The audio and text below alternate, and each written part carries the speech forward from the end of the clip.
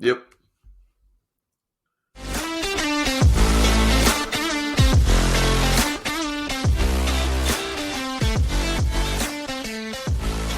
Hello, everyone. This is episode 7 of the Bandwagon Hockey Podcast, Tuesday edition. Nice Monday slate of games to go through, some contracts to discuss, one of which we missed on our previous pod by approximately, 5-10 minutes?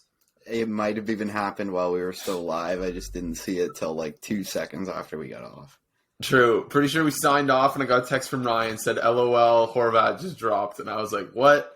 So check that. 8 times 8.5. We'll get to that in a minute. First, Ryan, how you doing? Doing all right.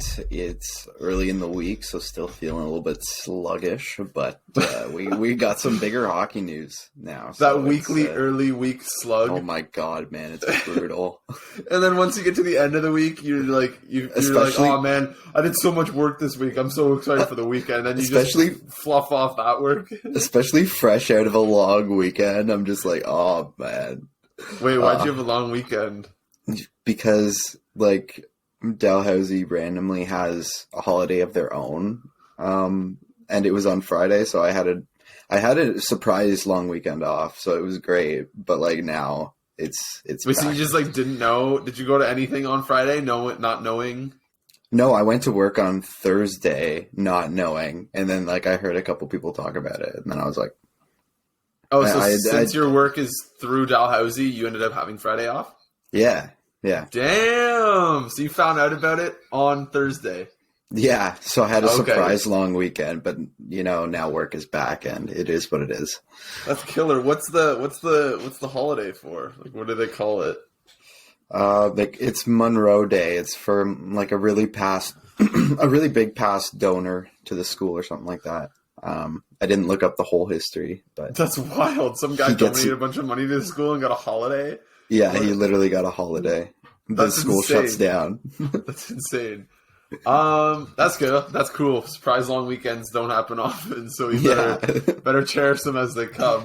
Exactly. I guess in adulthood, the only like surprise long weekends you get are when you're sick. Yeah, and those are normally fun. No snow days anymore. No. All right, let's get into some hockey talk. So as we mentioned, mere minutes either towards the end of or shortly after finishing the last pod, Bo Horvat signed his extension with the New York Islanders before even playing a game for the team. 8 years, $8.5 million. I think everyone kind of saw it coming given the acquisition cost and just sort of how early he was acquired. Didn't really feel it didn't really have a rental vibe to it, especially with Beauvillier going the other way. We'll get to Lou's comments in a bit, but Ryan, what were your initial thoughts on the deal? Well, I was just going to say, I think we all knew an extension was coming for all of those reasons, and Lou's just need to throw big money at long-term contracts. Like, he just feels the need to do that constantly. And after trading for this piece, like, he had no leverage either, so you knew it was going to be a big number. Yeah, and you honestly wonder what he expects. So for those who don't know, Lou Lamoriello outright said it had a very lighthearted vibe to what he said in the question. It was lighthearted, but he followed up and he was like, it's true. Yeah, so he basically was asked like if he's happy with the contract, that kind of thing, as all GMs are asked after signing a big contract. And he goes, it's too long, it's too much money. Basically, I'm pretty sure Lou's under the impression that like nobody should make more than probably $8 or $9 million. Probably. Because every player should have a team first mindset. That's the kind of thing Lou, I would imagine, has. I don't know, kind of an insane thing to say. Again, he kind of was laughing about it. I only heard like a 2-minute block, the conversation on 32 Thoughts, so I didn't hear the full context. But it sounded lighthearted, but if you're saying that he kind of like followed up on it. Well, it definitely was lighthearted, you're right, but I think he was alluding to the fact that he had to do it. Like the whole world knew he had to do it. And it was probably, you had to do it. Like, it's going to end up being too much money and it's going to end up being too long, probably. But he had to do it. I guess that's my first reaction to it. So Bo Horvat signed through his age 36 season at 8.5 per. It's very much like at the high end of the AAV that I personally would have been comfortable giving Bo Horvat. Like if I was a GM, I would not have gone above 8.5. Obviously, he would have gotten more on the open market, and obviously there's a sort of like recency bias given the fact that he's already at 31 goals this year is probably going to eclipse 40. But I don't know. It kind of further goes into the idea that the Islanders they just keep on pushing chips into this sort of average to bad team that made it to they're clinging to the 2 conference finals appearances, right? Like they lost to Tampa back-to-back years. I think they were both game 7s as well.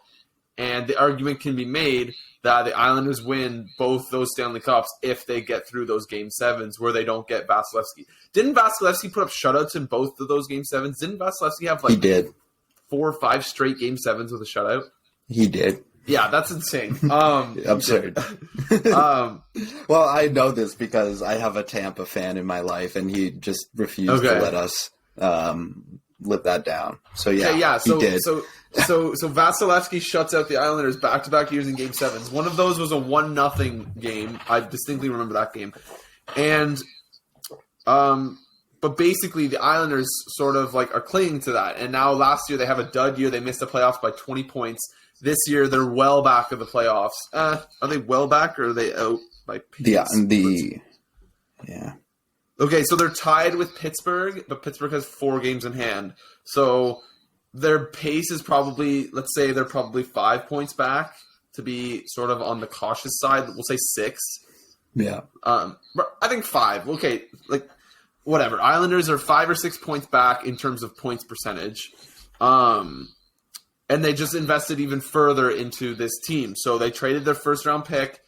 We all know it's top 12 protected.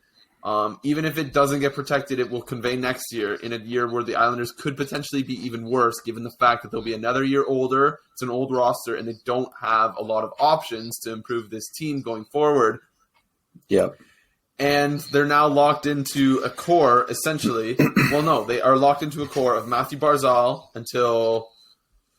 Yeah, so I went back and I looked for the tweet that I sent you because it kind of just summarizes what they've committed to here. And I'll just rhyme it off here real quick. So in 3 years, not even currently now, in 3 years, they will have a 30-year-old Horvat making $8 million, a 35-year-old Anders Lee making $7 million, a 34-year-old Brock Nelson making $6 million, a 35-year-old Palmieri making $5 million, 34-year-old Pajot making $5 million, and a 34-year-old Cizikas making $2.5. That's insane. And that's in 3 years from now. Like, that's not far. And, let's be real, in 3 years as well, Ryan Pulock and Adam Pelech are going to be 31. And those guys, the way that they play, they might have some harsh mileage on their bodies as well. Pretty much everyone I just listed off is heavily overpaid, and they're just going to continually go downhill. So and that includes Horvat too. Like this is probably his peak as well. It is, yeah. 100% it is.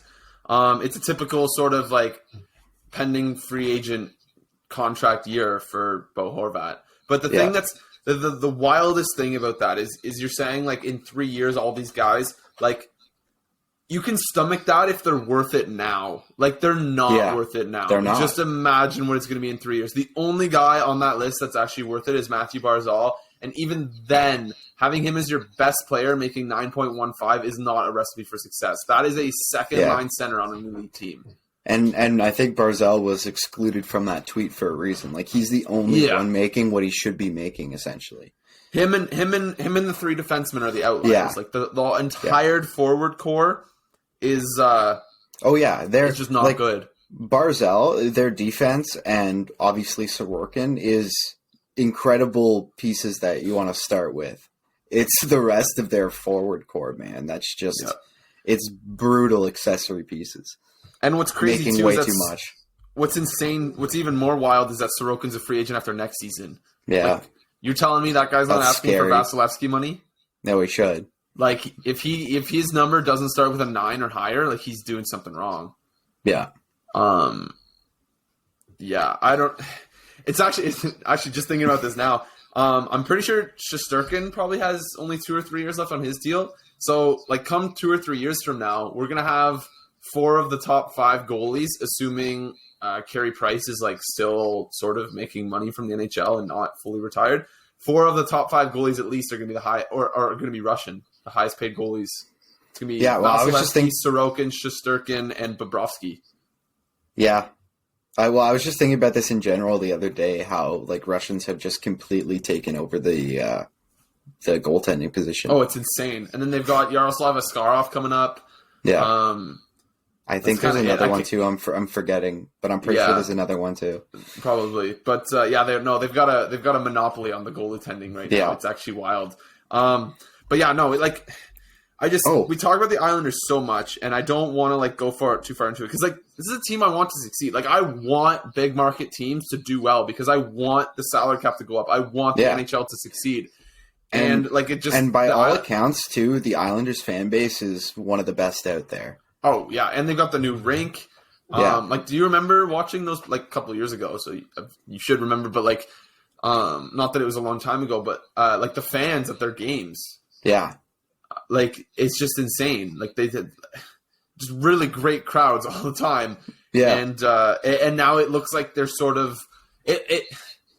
To be quite frank, it looks like their ceiling is bottom, like squeaking into a wild card for the next like 3 or 4 years. And like their projection is probably NHL purgatory, drafting between 10 and 16 every year for the next. Yeah, so like Minnesota for the last decade. Minnesota until Kaprizov came along, literally. Yeah. So I don't know. It's just not good because I would much rather have seen this team sort of like just trade away guys. Like they're guys like Brock Nelson would have value right now. Josh Bailey would have value right now. Some of the guys wouldn't. Palmieri doesn't have value. Casey Zizekas on a 5-year contract does not have value. JG Pajot does not have value. But like Semyon Varlamov is another one. He's a free agent after you can trade him. And you could have a quick retool. Like you keep your Brock Nelson, your Matthew Barzal, if you still like in this hypothetical, if you traded for Bo Horvat, fine, you have him too. But then you have your D-core and Sorokin, and you build around those 6 or 7 guys. Yeah, but just think if you don't pull the trigger on that trade, you have the cap space, you have those you have those few futures that you now don't have, and like you have a lot more flexibility to then retool around a great core that you already have in place. I don't know. It just feels like such an unnecessary move. And if you don't trade for Horvat and maybe sell off some pieces instead, you sort of tank that pick a little bit. Maybe draft 8th. Give yourself a nice little shot at the lottery. Who knows? I don't know. I don't really know what else to say about this team. Like, just it seems like we come back to their cap friendly so often, and it just looks like a 12-year-old is running the team on like NHL 23 or whatever, and it's just like a very sort of uninspiring situation. Mm-hmm. I don't know. Barzal Horvat doesn't really do anything for me down the middle for the next. No. Like that just sounds like an average team every year. Yep, it does. Like they're going to be a boring team, and they have been. Like they're going to, if they have success, and how they've found success is from the D and goaltender out, and that's how it's going to have to be going forward. And then hope that Barzal and Horvat can do something sick every once in a while. Yeah, and that's I wouldn't go all in on that, but they have. Yeah. So okay, let's move on to something a little bit more exciting, or not that the Horvat extension is exciting, but the Islanders' future outlook is what's not exciting. Dylan Cozens signed an extension today, 7 years. Was it 7.1? Yep. Per season, coming just a shade under, I believe, Tage Thompson's kicks in next year at 7.142. So they're okay. This is insane. So they're gonna have Tage Thompson, who's gonna score 50 this year, potentially 60, signed at $7.142 million for the next 7 years after this one. That contract hasn't kicked in yet. And they've got Dylan Cozens, who is not even 22 years old yet, at a point a game, playing second-line center for this team, who is kind of pushing for a playoff spot, trying to. 7 years, 7.1, former 8th overall pick. I love it. Again, like Buffalo is doing great things all the time. They're starting to really lock in their core of, I guess, Jeff Skinner now, kind of. Like, he was already there, and it was a bad contract, but he's playing great. Alex Tuck should be the future captain. Tage Thompson, Dylan Cozens. Rasmus Dahlin's going to get a massive payday next year. Owen Power's there to stay. They've got goalies coming up. Like, Buffalo is just the model franchise right now, to be honest, in terms of, like, coming out of a rebuild. Yeah, everything they're doing lately is just hitting it out of the park. Obviously, the Thompson contract looks like one of the best contracts in the league going forward if he can kind of maintain anywhere close to this kind of output. I'm not sure anyone saw this kind of output coming, but it's there, and now they've got it locked up, so that's incredible.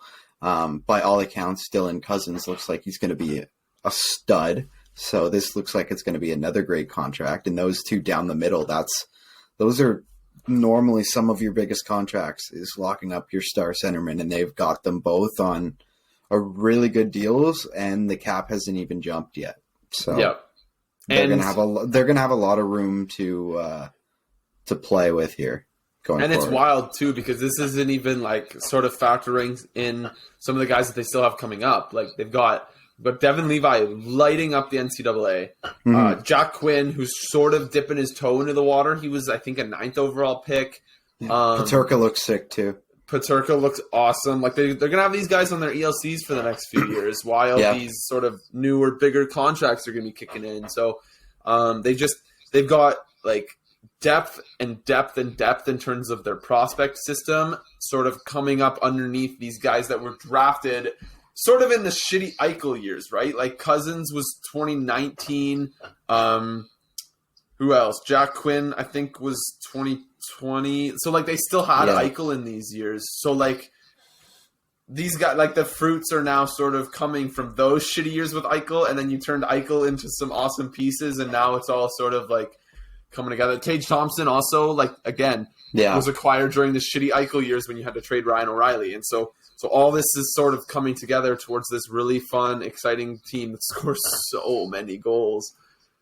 They are they're a rebuilding team that's like recently hit on every single thing they've done. Like even like it's crazy that it was the O'Reilly trade, right, that they got Thompson from? Yep. Like, as if that just randomly gave them one of the biggest rising stars in the league after looking like it was like a massive dud of a trade for them. Oh yeah, that trade was like, yeah, and then just out of nowhere they get a 50-goal scorer who's 6'6" and tearing up the NHL. I believe the exact trade was Ryan O'Reilly in exchange for Tage Thompson, a first-round pick. It might not even have been a first-round pick. I can't remember. It might have been a second. And I'm not sure they got a first. Patrick Berglund, who refused to play for Buffalo and retired and went back to Sweden. Yeah. And, like, I think this was the year before St. Louis won the Cup, so this must have been the off-season of 2018, so summer of 2018-ish. And Tage Thompson was drafted in, like, 2016 or 2015, was just completely just not happening at the AHL level, and was just sort of, like, preemptively labeled as a bust. I think he was 26th overall. Maybe fact-checked me on that. And he was just toiling around in the AHL and was kind of just a bit of a throw-in for that deal. It was more about the first-round pick. And now he's just one of the league's shining stars. Like, we've never really seen a player like him before. 6'7" with those hands. It's insane. Like, he's gonna finish top 3 in the Hart this year. It's absolutely absurd. He's literally a Chell, like, make a player. He's maxed out on height, hands, speed, scoring, playmaking. Like, there really doesn't seem to be a part of his game, from what I can tell that's been, like, reported. I haven't watched too many of their games in close, that he really needs to work on. It's pretty incredible. While being that size, It's crazy. So yeah, he did go. He went 26th overall in 2016. But enough about Tage. Back to Dylan Cozens. 7th overall pick from 2019. So I said he was 8th. He was 7th. He had kind of an uninspiring first 2 years, but given where Buffalo's been at the last couple of years, you can't really knock him for that. 13 points in 41 games for his rookie year, 38 and 79 last year, and this year he's at 43 points in 49 games, playing, from what I've heard, really good defense. 17 of those have been goals. 17 of those 43 points have been goals. And he lit up the World Juniors in 2021. So like, there's kind of that familiarity among sort of the casual fans, I would say. Yeah. So he's going to be a big name someday. Like you can kind of see the mold of a first line stud, like superstar of superstars in Tage Thompson. And that second line sort of steady point per game, all situations, shutdown guy in Dylan Cozens that you put out there for matchups kind of thing. Yeah, 100%. Like it honestly feels like an ideal scenario. And like most teams will probably be paying most competitive teams anyways will probably be paying their number one centerman probably 10 plus, and then their number 2, 5 plus. Like this averages out to that anyways, and they have basically 2 number 1 guys if these production keeps it up. So it looks like a pretty sweet deal for them going forward. So my immediate reaction to the signing was immediately I thought about New Jersey, because there's a very good chance that New Jersey and Buffalo are going to meet in a couple of conference finals in the next 5 to 10 years here, which just thinking about that gets me really excited, because both organizations are so loaded with talent at the NHL level and in their prospect pools.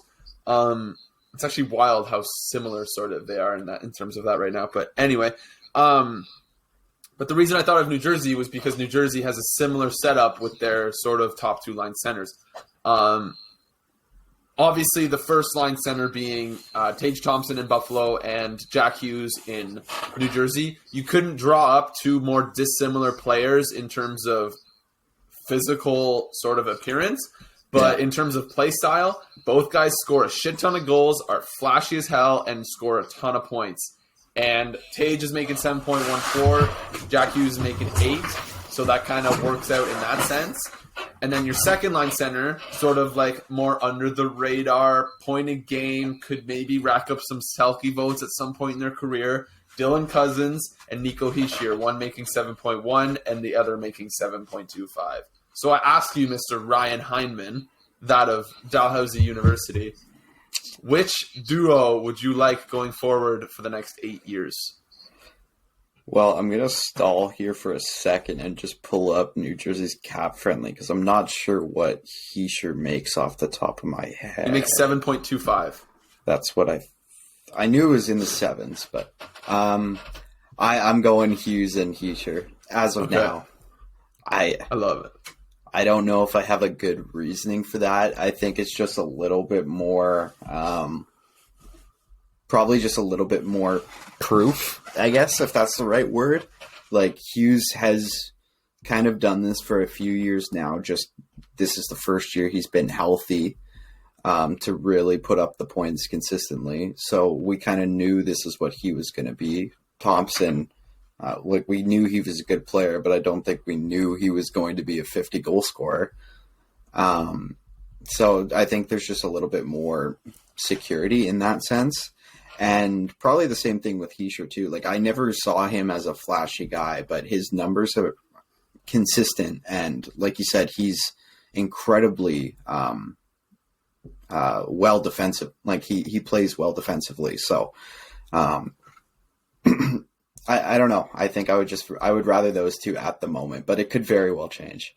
I've got the side-by-side numbers right now, and the comparison is actually ridiculous. Are you ready? Is it? It's ridiculous. Get ready. Okay. Tage Thompson, okay? 50 games played, 34 goals, 34 assists for 68 points. That is Tage Thompson of the Buffalo Sabres. Jack Hughes, 50 games played, 35 goals, 32 assists, 67 points. So that was Tage Thompson, 34, 34, 68. Jack Hughes, 35, 32, 67. Nico Hischier, 49 games played, 21 goals, 25 assists, 46 points. Dylan Cozens, 49 games played, 17 goals, 26 assists, 43 points. Wow. Like, that is absurd, sort of how absurd. similar the production is for the top two line centers in both New Jersey and Buffalo. Yeah. That is going to be... Couple that with Ottawa having Stützle and Norris down the middle for the next 8 years. What are some other exciting center down the middle matchups? It'll be interesting to see, like, if Connor Bedard maybe lands in Columbus. They'll have Bedard and Kent Johnson down the middle. Yeah.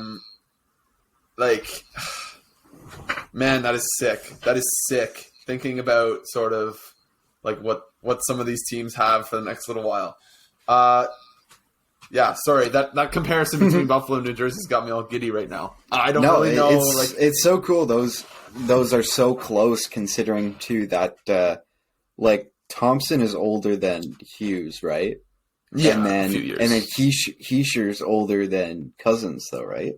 Yeah. So yeah. Like, how do those points like still match up so perfectly? It's just kind of cool. Yeah, it's extremely cool, and just because their roles are so similar too. Like, yeah, Tage and Hughes, flashy first line centers, score a bunch of goals, and then although Hughes is sort of like scoring a lot more than I think people expected this year, the fact that he's going to score 50 is absurd. And then sort of Cozens and Hischier, super similar play styles. Like, it's actually almost uncanny. Yeah, they're definitely going to be on the, oh my God, what's that trophy called? I can't believe I'm blanking on this right now. Selke Trophy? Selke, there you go. Selke? Yeah, they're going to be on the Selke Trophy ballots for years to come. They're going to be the next generation's Bergeron. Yeah, I think so. I look forward to a 2026 Eastern Conference Final between the New Jersey Devils and the Buffalo Sabres. Maybe even 2025. Who knows? Who knows? All right, so that's sort of the newsy portion. Let's move on. Unless you have anything else sort of like in the rumor mill that's like notable that I might have missed or that you had sort of in your back pocket. Not really. The only other thing that I kind of saw, like right as we were coming on, is apparently Patrick Kane stuff is heating up, and we're going to get a decision on that fairly soon. Okay. And then the one other thing was that a very small detail in the sentence sale is that Chris Johnson is reporting that the sale could go upwards of $800 million. Ooh, that's pretty interesting. When the first number was reported, like 650 or so. Yeah.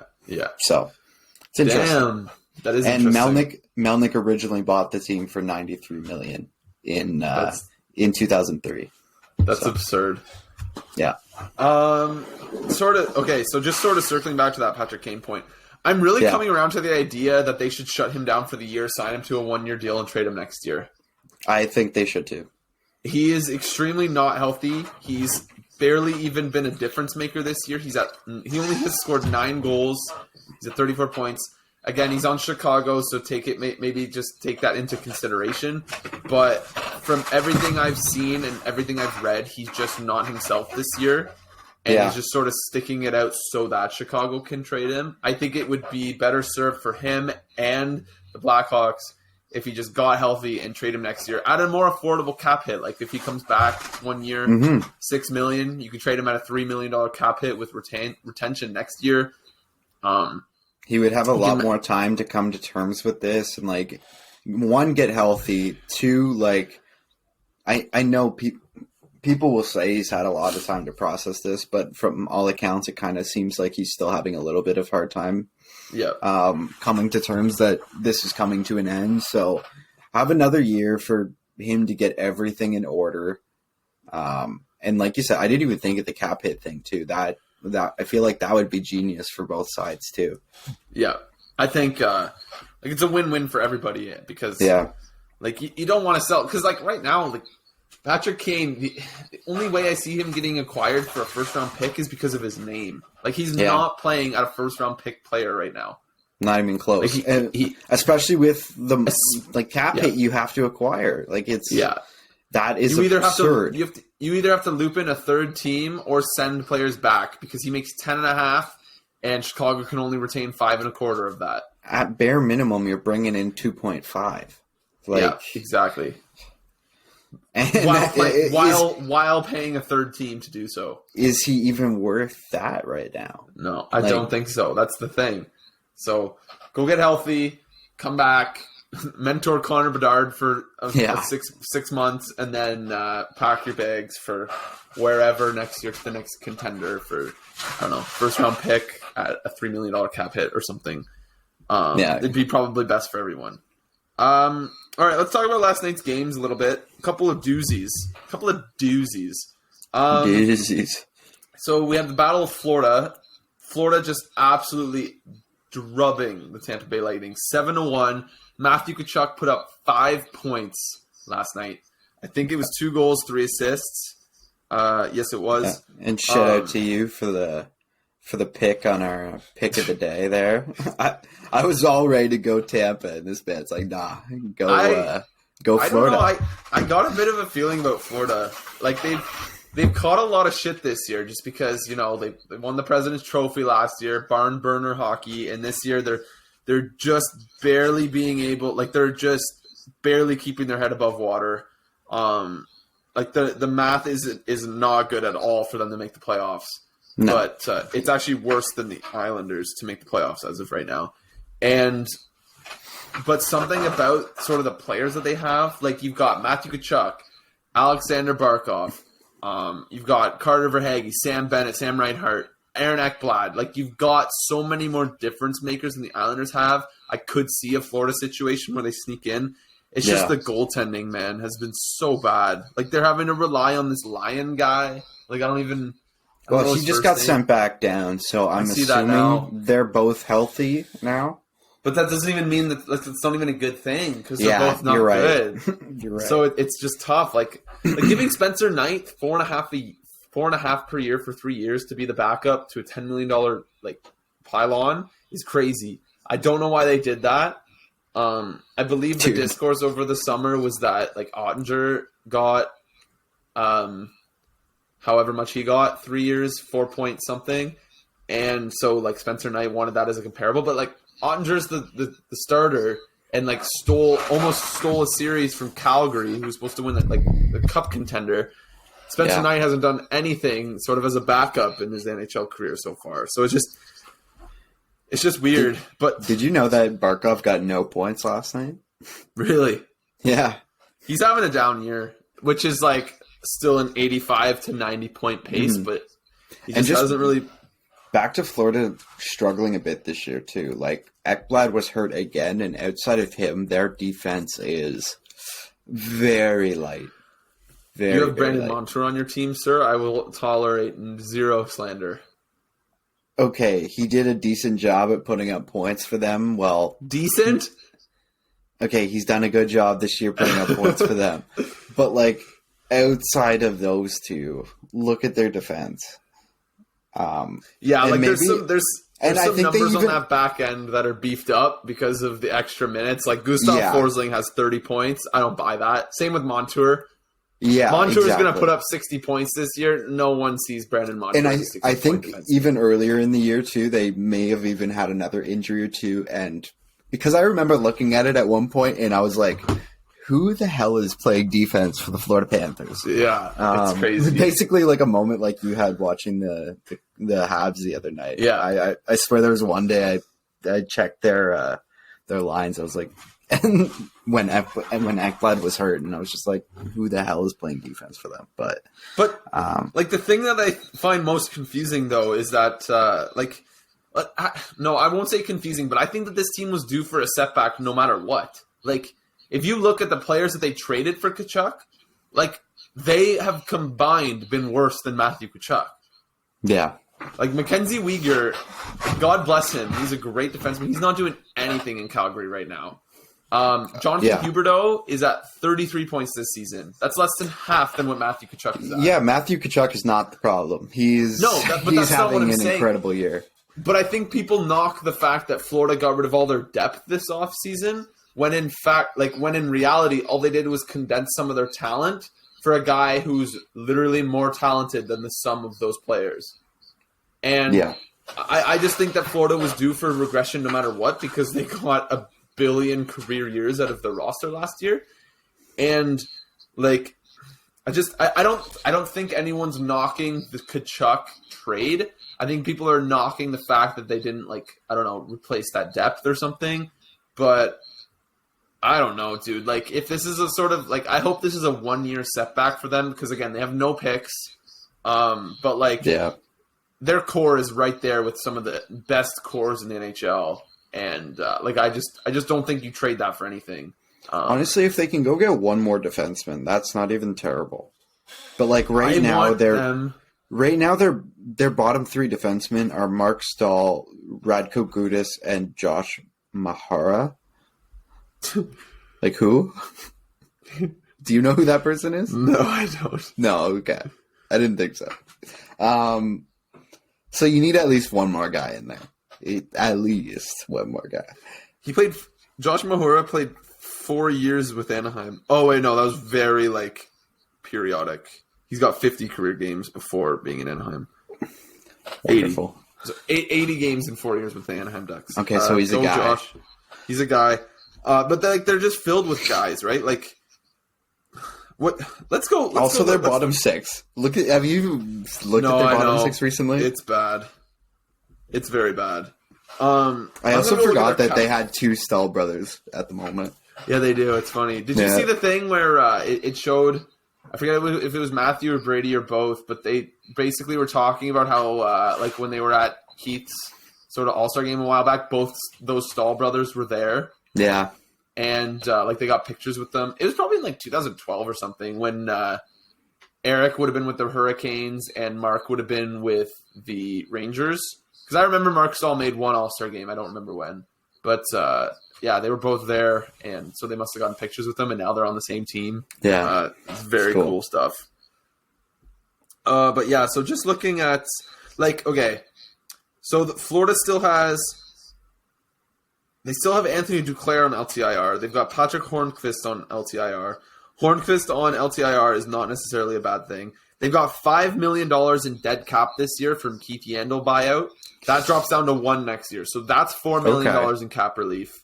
After this season, Hornqvist is off the books. That's $5.3 million in cap relief. So all of a sudden, you're looking at almost $10 million in cap relief. Do they have to re-sign anyone? Here we go. So you're giving back 3.5 of that to re-sign for Spencer Knight's extension. Okay. And nothing else. You got to re-sign. Colin White's a free agent. What about Lundell? Lundell must need a contract now. Lundell has another year on his ELC, but he's not going to be expensive, I don't think. I don't think he'll be very expensive. He's playing first-line minutes right now. Yeah, but check out his production. Oh, I have not looked at it. Okay, he's out. I just have their lines up. He could explode next year, but I think if Florida's smart, they get out in front of that. You try to get him at like a 4x4, maybe something like that, 3x3, something small and bridge so that they can work around it. Yeah, he'll definitely get a bridge. He's at half a point a game right now after missing time. So let's say the cap goes up $2 or $3 million. They just based off of the quick and dirty math that we did just now, it looks like they're going to have about $7 million coming off the books in terms of guys actually coming off plus Spencer Knight's extension. So I don't know. You're probably looking at $7-8 million of cap space with I don't know how many roster spots.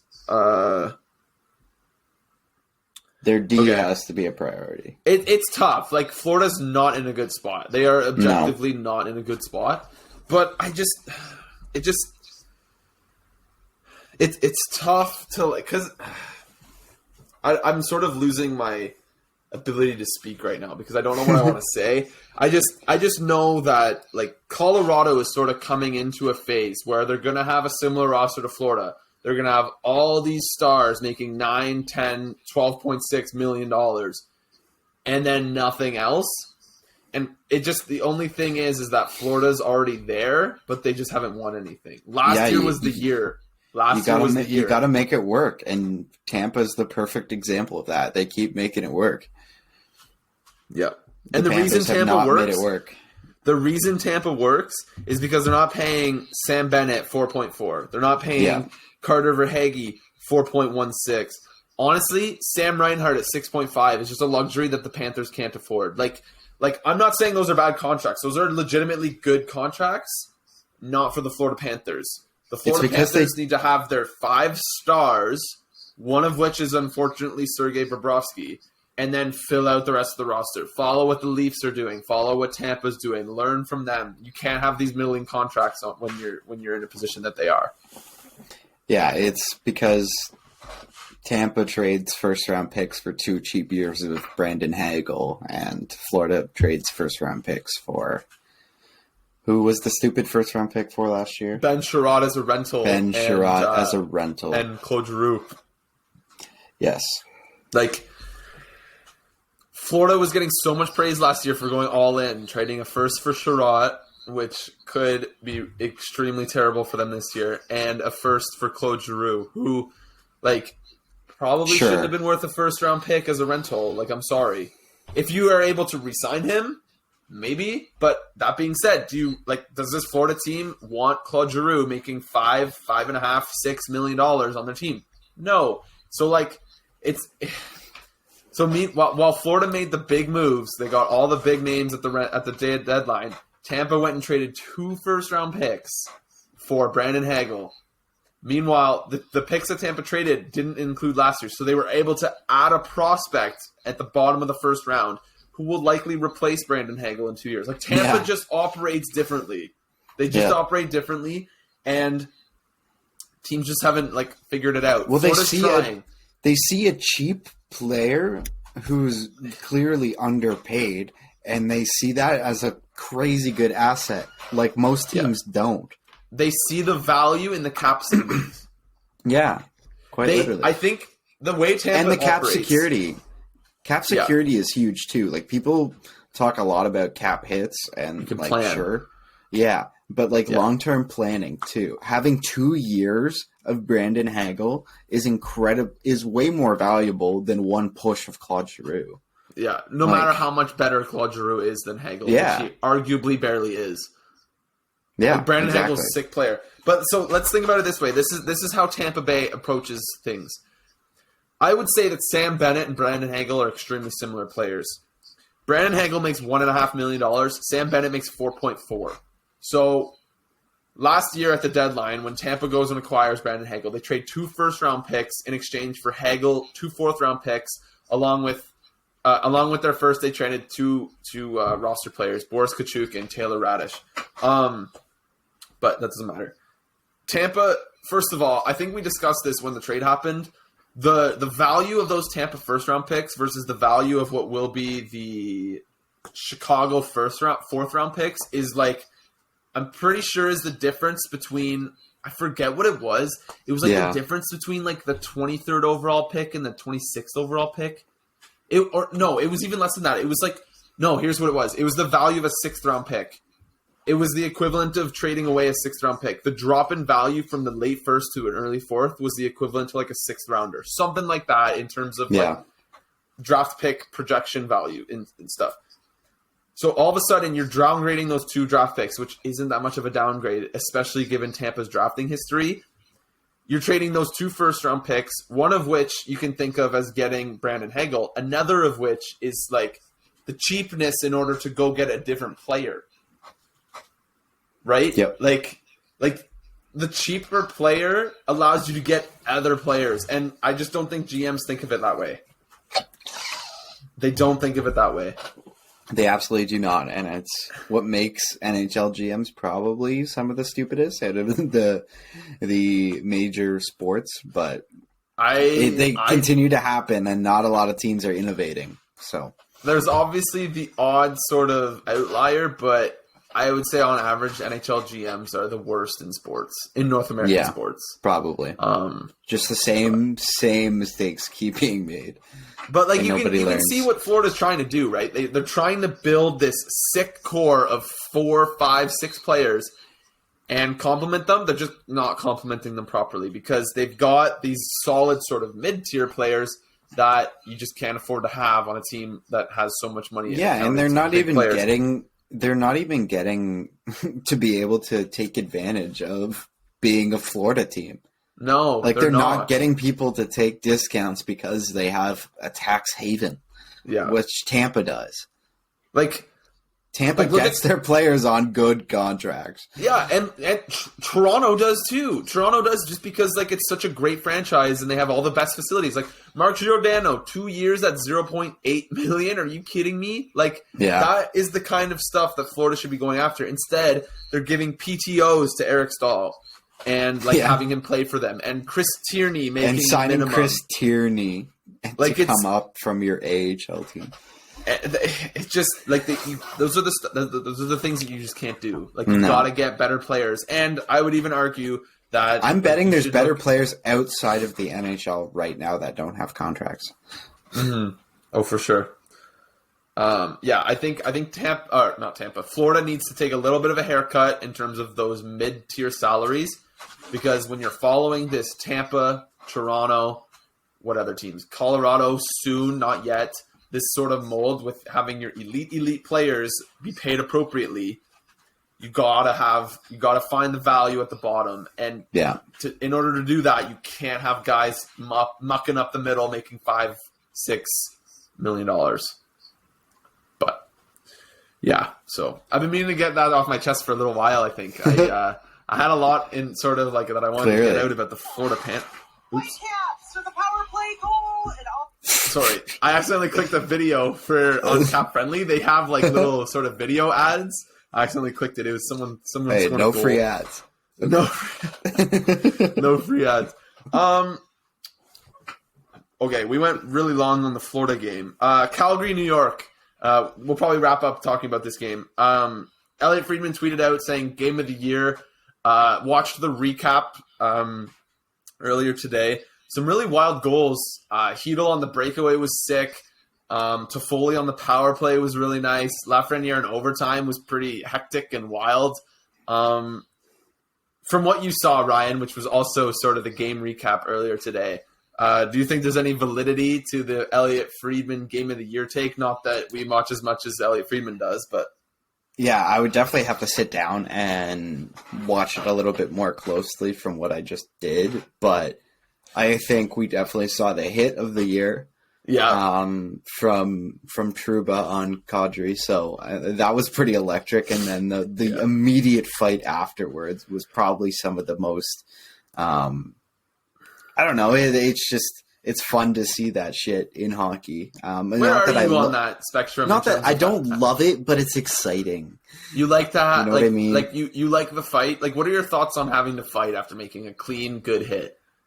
I don't necessarily love the culture around having to fight after a clean hit, but it's fun.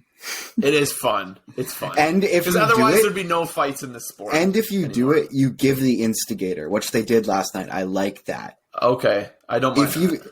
If you just don't do it, then what's the point of that being there? Some goon comes flying out of the back just because you made a clean hit and he doesn't get anything more than what you do. Who did Trouba fight again? Give out the instigator more. I don't even know. Okay, but so the Flames player got an instigator though? Yeah, he did. See, because that's kind of super hype for Trouba then, because all of a sudden you make a giant hit, you get your team riled up, and you're going to the power play. Yeah, so 100%. It's sick. I don't mind it. If the NHL really locks in on giving out instigator penalties, I don't hate that culture. Not that it's sort of an ingrained rule, but I think they don't like to do it, or refs typically don't like to do it, because you're giving one guy 17 minutes in the box.